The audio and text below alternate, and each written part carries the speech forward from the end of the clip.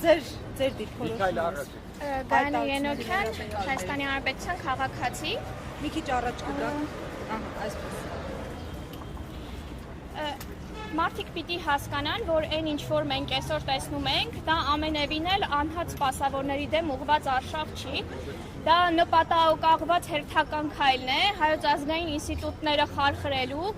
ու հայոց հիմնասյուներից մեկին է ուղղված հիմա այդ արշավը հայ առաքելական Սուրբ եկեղեցուն, որ դարեր շարունակ պահպանել է մեր ինքնությունը։ Ակնհայտ է ընդամենը ադրբեջանական մամուլը, ադրբեջանական ներկայիս հաղորդագրությունների մակերեսային դիտարկումը անգամ ակնհայտ է դարձնում, որ այս արշավը մեր իշխանությունների կողմից թելադրվում է թուրք-ադրբեջանական տանդեմի կողմից։ Դրա համար մարդիկ պիտի հասկանան, որ այսօր եկեղեցու կողքին չկանգնելը, իշխանություններին չասելը, որ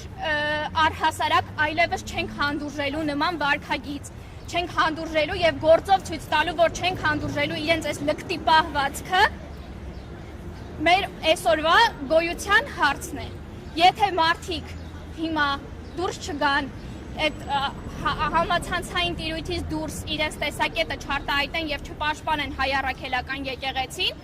վաղը հնարավոր է մեր գոյության հարցը դրվի ու ինչ ենք անելու, էլի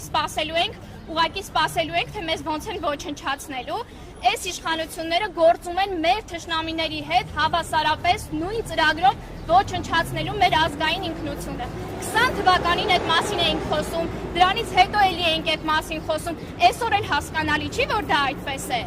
Ակնհայտ է ամեն ինչը ու չտեսնելը, անտեսելը, այս պահին չգործելը եւ այս իշխանություններին անհապաղ չհեռացնելն ու չդատելը իրենց հանցագործությունների համար